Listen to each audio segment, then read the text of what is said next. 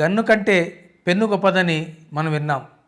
కానీ ఒకే సమయంలో అటు గన్నును ఇటు పెన్నును వాడి, అది కూడా అత్యంత అద్భుతమైనటువంటి పద్ధతుల్లో వాడేటటువంటి వ్యక్తి గురించి మీరు ఎప్పుడన్నా విన్నారా? అవునండి, ఆ రకంగా ఒకేసారి పెన్నును గన్నును వాడేటటువంటి వ్యక్తి మన సమాజంలో ఒక ఆయన ఉన్నారు. ఆయనే దాశరథి కృష్ణమాచార్య. ఈరోజు ఆ దాశరథి కృష్ణమాచార్య యొక్క జీవితం గొప్పతనం గురించి, ఆయన యొక్క సాహితీ విశిష్టత గురించి తెలుసుకుందాం. Hi friends, this is Raja. Welcome to media watch. Dasarathi Krishnamacharya ఈయన 1925 జూలై 22వ తారీఖున పాత వరంగల్ జిల్లాలోని పెదగూడూరు గ్రామంలో జన్మించారు. 1987 నవంబర్ 5వ తారీఖున ఈయన కీర్తిశేషులయ్యారు. ఈ రకంగా ఆయన మొత్తం జీవించింది 62 సంవత్సరాలు మాత్రమే. అయినప్పటికీ ఆ 62 సంవత్సరాల కాలంలో తను యొక్క అత్యంత అద్భుతమైనటువంటి జీవితం కార్యాచరణ ద్వారా, సాహితీ విశిష్టత ద్వారా ఈ రోజుకి కూడా మనందరం గుర్తుపెట్టుకునేంత గొప్పదైనటువంటి వారసత్వాన్ని, స్ఫూర్తిని ఆయన మనకి మిగిల్చారు. వాటి గురించి మనం తెలుసుకోవడం అనేది మంచి స్ఫూర్తిదాయకమైనటువంటి చరిత్ర అని అనటంలో అతిశయోక్తి ఏమీ లేదు. సహజంగా కవులు అనగానే తన దేశకాల పరిస్థితులను బట్టి స్పందించడం అనేది మనకు తెలిసిందే. ఎక్కువ మంది కవులు ఆనాటి కాలంలో ప్రజలు ఎదుర్కొన్నటువంటి బాధలకి స్పందనగా తమ యొక్క కవిత్వాన్ని, సాహిత్యాన్ని సృష్టిస్తూ ఉంటారు. ఆ కవిత్వంలో ప్రజల యొక్క బాధలను తమ బాధలుగా వ్యక్తీకరిస్తూ ఉంటారు. అంతేకాకుండా ఈ ప్రజల బాధలకు కారణమైనటువంటి పాలకుల యొక్క ప్రజా వ్యతిరేక విధానాలని పూర్తిగా తప్పుపడుతూ ఉంటారు. ఇది సహజంగా చాలామంది కవులు చేస్తున్నటువంటి ఒక పద్ధతి. ఇది చాలా సంవత్సరాల నుంచి కొనసాగుతున్నటువంటి ఒక సాంప్రదాయం. కానీ అది కొద్దిమంది కవులు మాత్రమే ఒకే సమయంలో అటువైపు సాహిత్యంలో ప్రజల యొక్క బాధలకు కారణమైనటువంటి ప్రభుత్వ విధానాలను ఎండగడుతూనే, అదే సమయంలో ఆ రకమైనటువంటి నిరంకుశ పాలకుల యొక్క విధానాలకు వ్యతిరేకంగా ప్రజలతో కలిసి భుజం భుజం కలిపి ప్రత్యక్షంగా పోరాటంలో పాల్గొన్నవారు మన తెలుగు సాహిత్యంలో చూసుకుంటే చాలా అరుదుగా కనిపిస్తారు. అటువంటి అరుదైనటువంటి కవులలో ఒక ప్రముఖుడు మన దాశరథి కృష్ణమాచార్య. ఏ రకంగా అంటారా? దాశరథి కృష్ణమాచార్య అనేక మంది తన సమకాలీన కవులు, రచయితల లాగానే తను పుట్టి పెరిగినటువంటి తెలంగాణ సమాజంలో అనేక రకాల ఇబ్బందులకు, అణిచివేతకు గురైనటువంటి ప్రజల యొక్క కష్టాల గురించి తన కవిత్వంలో అక్షరబద్ధం చేశారు. వాళ్ళ యొక్క కష్టాలను తన కష్టాలుగా పూర్తిగా భావించి అనేక రకాల కావ్య సంపుటాలను వెలువరించారు. అదే సమయంలో ఆ రకంగా ప్రజల కష్టాల కారణమైనటువంటి నిజాం నిరంకుశ పాలనకు వ్యతిరేకంగా ప్రజలతో కలిసి ప్రత్యక్షంగా పోరాటంలోకి దూకారు. ఆ పోరాటం కూడా ఎటువంటిది అనుకుంటున్నారు? నేరుగా 1930-40 దశాబ్దాల్లో తెలంగాణ ప్రాంతంలో ఆంధ్ర మహాసభ ఆధ్వర్యంలో జరిగినటువంటి ప్రత్యక్ష సాయుధ రైతాంగ పోరాటంలో ఆయన కూడా ఒక యోధుడుగా నిజాం నిరంకుశ పాలనకు వ్యతిరేకంగా పాల్గొన్నారు. ఈ రకంగా పాల్గొంటే సహజంగా ప్రభువులు ఒప్పుకోరు కదా, ఎప్పుడైనా, ఆ రోజైనా ఈ రోజైనా. అదేవిధంగా ఆనాటి నిజాం నిరంకుశ పరిపాలకుడు కూడా దాశరథి యొక్క జీవిత కార్యాచరణను సహించలేకపోయారు. ఆ క్రమంలో భాగంగా ఆయన్ని జైల్లో నిర్బంధించారు. ఈ జైల్లోనే అనేక మంది ఖైదీలతో పాటు ఈయన కూడా సిమెంటుతో కలిపినటువంటి రొట్టెలను ఆయనకు పెట్టారు. అవి తిన్నందువల్ల ఆయన జీర్ణ వ్యవస్థ దెబ్బతిని తన జీవిత చరమాంకం వరకు జీర్ణకోశ వ్యాధులకి గురయ్యారు. ఇది చాలా చిన్నది. అంతేకాకుండా దాదాపు 2 సంవత్సరాల పాటు ఆయన జైలు జీవితాన్ని, అది కూడా కఠోరమైనటువంటి జైలు శిక్షను ఆయన అనుభవించారు. ఆయన జైలు జీవితం గడిపింది ఎక్కువ కాలం నిజామాబాదులోని ఇందూరు కోట అనే జైలులో ఆయన ఎక్కువ కాలం గడిపారు.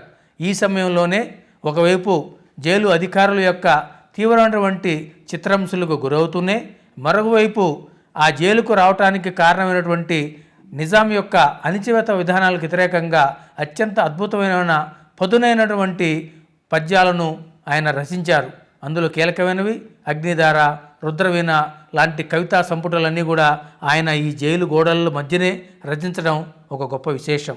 అంతేకాదు వాటిని ఎలా రచించారో తెలుసా? జైలుల్లో ఖైదీలకి పళ్ళు తోముకోవటానికి ఇచ్చేటటువంటి బొగ్గు ఏదైతే ఉంటుందో ఆ బొగ్గునే వాడి జైలు గోడల మీద అగ్నిధార సంబంధించినటువంటి కవితల్ని ఆ గోడల మీద ఆయన రాసేవారు. ఆ రకంగా గోడల మీద రాసినటువంటి రాతల్ని పక్క రోజున ఆనాటి నిజాం పోలీసులు తుడిచేసినప్పటికీ తనతో ఉన్నటువంటి ఇతర ఖైదీలు వాటన్నింటిని గుర్తు చేసుకొని తర్వాత క్రమంలో అవన్నీ పుస్తక రూపంలో రావడానికి కారణమయ్యారు. అంతేకాదు ఆయన జైలులో ఉన్నప్పుడే ఆసువుగా నిజాం యొక్క అకృత్యాలకు వ్యతిరేకంగా దాదాపు 30 పద్యాలను ఒక సందర్భంలో వెలుబుచ్చారు. ఆ సమయంలో వాటన్నిటిని రికార్డ్ చేసుకోవడానికి టేప్ రికార్డులు కానివ్వండి, కనీసం రాసుకోవడానికి పెన్ను పేపర్ కూడా లేని కాలం ఆ జైలు జీవితం. ఆ సమయంలో ఈయన ఆసువుగా చెప్పినటువంటి కవితలను తనతో ఉన్నటువంటి తోటి ఖైదీలు ఒక్కొక్కరు ఒక్కొక్క పద్యాన్ని, అంటే ఆ దాదాపు 30 పద్యాలను 30 మంది ఖైదీలు గుర్తుపెట్టుకొని తర్వాత వాళ్ళు జైలు నుంచి విడుదలైన తర్వాత ఆ 30 పద్యాలు పుస్తక రూపంలో రావడానికి కారణమయ్యారు. ఆ రకంగా కవిత్వం రాయటం అంటే ఏదో కులాసా వ్యాపకంగా ఆయన ఎప్పుడు భావించలేదు. ఒకవైపు నిజాం పాలకుల నుంచి వచ్చినటువంటి తీవ్ర నిర్బంధాన్ని ఎదుర్కొంటూనే మరోవైపు తన యొక్క అద్భుతమైనటువంటి కవితా శక్తి ద్వారా తనలో ఉన్నటువంటి కవిని మేల్కొల్పి ఆ నిజాం పాలనకు వ్యతిరేకంగా ప్రజల కష్టాలని ఈ రకంగా పద్ధతిలో ఆయన అక్షరబద్ధం చేశారు. మొత్తం తెలంగాణ ప్రజల యొక్క గొంతుగా ఆయన తన పద్యాల ద్వారా మొత్తం సమాజానికి పరిచయం అయ్యారు. అంతేకాదు మొత్తం తెలంగాణ ప్రజలు నిజాం నిరంకుశ పాలనలో ఎదుర్కొన్నటువంటి కష్టాలని కన్నీళ్లను ఆయన అగ్నిధారలుగా మలిచి పదునైన పద్యాలని ఆయన వెలువరించారు. ఆ పద్యాలలో ఆయన చెప్పింది, ఓ నిజాం పిశాచమా కానరాడు నిన్ను బోలిన రాజు మా కన్నడేమి, తీగలను తెంపి అగ్నిలో ముంచినాము నిజాం రాజు తరతరాల బూజు అని చాలా పదునైనటువంటి స్వరంతో ఎటువంటి జంకు బొంకు లేకుండా నిజాం యొక్క నిరంకుశ పాలనకు వ్యతిరేకంగా తన యొక్క బహిరంగమైనటువంటి వ్యతిరేకతను ధిక్కారాన్ని ప్రకటించాడు. నిజాం ప్రభువుకు వ్యతిరేకంగా తిరుగుబాటు బావుటాను అటు జైలు లోపల నుంచి జైలు బయట నుంచి కూడా ఆయన గెరేశారు. ఈ రకమైనటువంటి పద్ధతుల్లో ఆనాటి తెలంగాణ పోరాటానికి ఒక మంచి స్ఫూర్తినిచ్చే అనేక రకాల పద్యాలను అనేక రకాల నినాదాలను కూడా ఆయన అందించారు. అందులో భాగంగానే నా తెలంగాణ కోటి రత్నాల వీణ అని మనం ఏదైతే ఈ రోజుకి చెప్పుకుంటున్నామో ఆ రకమైన అద్భుతమైనటువంటి ఒక విశ్లేషణను వర్ణనను ఈ కాలంలోనే ఆయన మనందరికీ అందించారు. అంతేకాదు ఈ రకంగా తెలంగాణ సాయుధ పోరాటం విజయవంతమై తెలంగాణ స్వేచ్ఛా వాయువులు పీల్చుకున్న తర్వాత వచ్చే రాష్ట్రం ఏ రకంగా ఉండాలి, ఆ స్వతంత్ర రాష్ట్రంలో దానికి సంబంధించినటువంటి అధికారం ఎవరికి ఉండాలి అన్న ప్రశ్నకు సమాధానంగా ఆయనే ఈ కవితలు పేర్కొంటూ తెలంగాణ వచ్చిన తర్వాత మొత్తం పాలనంతా కూడా రైతుకే చిక్కాలి, రైతు యొక్క బాగోగులే తెలంగాణ యొక్క ప్రభుత్వాల లక్ష్యంగా ఉండాలని చెప్పేసి చాలా స్పష్టమైనటువంటి తీర్పును కూడా ఆయన తన కవిత్వంలో పేర్కొన్నారు. అందులో భాగంగా అగ్నిధారలోనే ఆయన ఒక కవితను వెలువరించారు. ప్రాణములొడ్డి ఎముకలను నుసిచేసి పొలాలను దున్ని మంచి మాగాణములను సృజించి భోషాణములను నవాబునకు స్వర్ణము నింపిన రైతుదే తెలంగాణము రైతుదే ముసలి నక్కకు రాజ్యము దక్కునే అని చాలా స్పష్టంగా తెలంగాణ సమాజం విముక్తి సాధించిన తర్వాత ఈ సమాజం మీద పూర్తి అధికారం రైతుకే ఉండాలని, ఈ సమాజపు కొత్త ప్రభుత్వాల యొక్క లక్ష్యం రైతుల బాగోగులు ఉండాలని చెప్పి కూడా చాలా స్పష్టంగా ఆయన ఈ కవిత్వంలో పేర్కొన్నారు. ఈ రకంగా మొత్తం తన జీవితకాలంలో నిజాం నవాబు యొక్క నిరంకుశ పాలనకు వ్యతిరేకంగా కేవలం రచనలకే పరిమితం కాకుండా ప్రజలతో భుజం కలిపి ప్రత్యక్ష కార్యాచరణలో పాల్గొనడం అనేది చాలా అత్యంత అరుదైనటువంటి వ్యక్తిత్వాన్ని మనం దాశరథిలో చూడవచ్చు. ఈ అరుదైన వ్యక్తిత్వమే అనేక మంది తోటి కవుల రచయితల మధ్యన ఈయన్ని ఒక అగ్రస్థానానికి తీసుకెళ్ళిందని ఈ సందర్భంగా మనం తెలుసుకోవాల్సిన అంశం. ఇదే విధంగా ఒక రెండో ప్రముఖమైనటువంటి అంశాన్ని కూడా ఈ సందర్భంగా మీ దృష్టికి తీసుకొస్తాను. మొత్తం ప్రపంచ సాహిత్యంలో కూడా ఈయన ఒక కొత్త ప్రయోగాన్ని, వినూత్న ప్రయోగాన్ని చేశారు దాశరథి. ఏమిటది? ఆయన రచించినటువంటి ఒక కవితకి ఆయన పెట్టిన శీర్షిక తెలిస్తే మనం చాలా ఆశ్చర్యపోతాం. ఏమిటనుకుంటున్నారు ఆ శీర్షిక? కేవలం క్వశ్చన్ మార్క్, ప్రశ్నార్థకం అనే ఒక్కదాన్ని మాత్రమే ఆయన ఒక కవితకి శీర్షికగా పెట్టారు. ఈ రకంగా నాకు తెలిసినంతలో ప్రపంచ సాహిత్యంలో ఏ కవి కూడా తన యొక్క కవితకు శీర్షికగా ఈ రకంగా ఒక క్వశ్చన్ మార్క్ని పెట్టడం అనేది ఎప్పుడు జరగలేదు.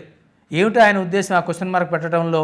మొత్తం సమాజానికి సంబంధించి, ఈ సృష్టికి సంబంధించి, అదేవిధంగా సృష్టిలో భాగంగా మనిషికి సంబంధించి, మానవ సమాజానికి సంబంధించినటువంటి ఆవిర్భావాలు, పరిణామాలని ఆయన వివరిస్తూ ఇవన్నీ ఇలా ఎందుకు జరుగుతున్నాయి, ఈ రకంగా మానవ సమాజంలో చెడు, అంతరాలు, కష్టాలు ఎందుకుంటున్నాయి, ఇవన్నీ ఎప్పుడు తొలగిపోతాయి, దీనికి ఎప్పుడు పరిష్కారం వస్తుంది, ఈ రకంగా విముక్తి ఎప్పుడు కలుగుతుంది అనే రకరకాల ప్రశ్నలను తన యొక్క కవితలో ఆయన పొందుపరిచారు. కాబట్టి ఆ కవిత శీర్షికగా ఆయన ప్రశ్నార్థకాన్ని, క్వశ్చన్ మార్కును ఆయన పెట్టుకోవడం అనేది జరిగింది.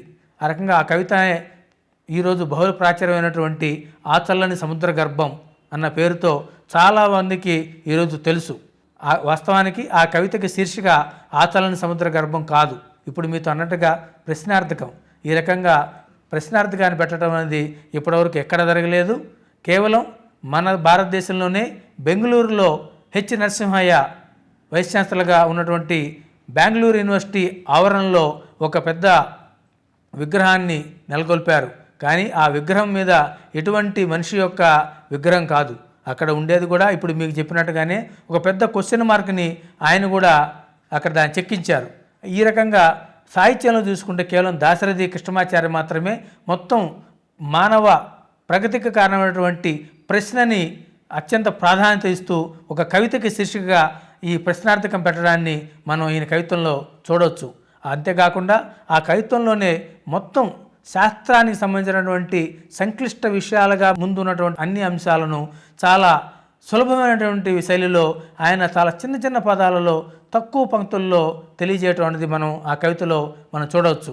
అందులో ప్రారంభంలోనే చెప్పినట్టుగా అసలు ఈ భూమి ఎలా పుట్టింది, ఈ భూమి పుట్టిన తర్వాత ఈ భూమి మీద జీవం ఎలా పుట్టింది, ఈ జీవం పరిణామం చెందుతూ మనిషిగా రూపాంతరం ఎలా చెందింది అన్న విషయాలను కూడా ఆయన ఆ కవితలో చెబుతారు.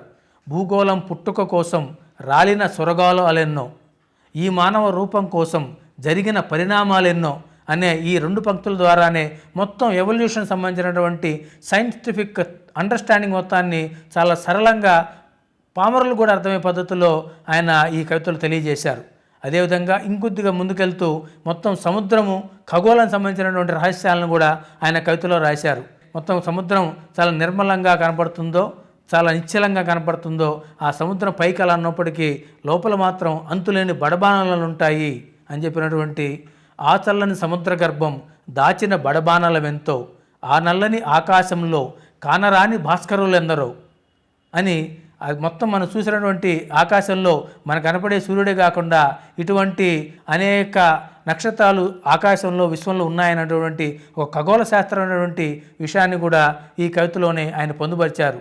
ఈ రకంగా మొత్తం సైన్స్కి సంబంధించినటువంటి ఒక అండర్స్టాండింగ్ని, ఒక శాస్త్రీయ అవగాహనని పామరులకు కూడా అర్థమయ్యే పద్ధతిలో ఈయన ఈ ప్రశ్నార్థకం అనే టైటిల్ ఇచ్చినటువంటి కవితలో చాలా చిన్న చిన్న పదాల ద్వారా చాలా తక్కువ పంక్తులు తెలియజేయటం అనేది కవిగా ఆయనకు ఉన్నటువంటి ఒక గొప్ప శక్తికి, అదేవిధంగా భావం పట్ల, భాష పట్ల ఆయనకు ఉన్నటువంటి గొప్ప అధికారానికి మనం ఒక సూచికగా తెలుసుకోవచ్చు. అంతేకాకుండా కేవలం ప్రశ్నలు వేయటమే కాకుండా ప్రశ్నలకు సమాధానంగా కూడా పరిష్కారాలను కూడా ఆయన ఈ కవితలో చెప్పడం కవిగా ఉండే ఒక దార్శనికత, అంటే రాబో కాలాన్ని ఏదైతే కవి తెలియజేస్తాడు అని మనం చెప్తామో దానికి తగ్గట్టుగా ఈయన కూడా ఈ కవితలో భవిష్యత్తులో సమస్యల పరిష్కారం ఎలా ఉంటుంది, ఎలా ఉండాలో కూడా ఆయన అందులో చెప్పారు.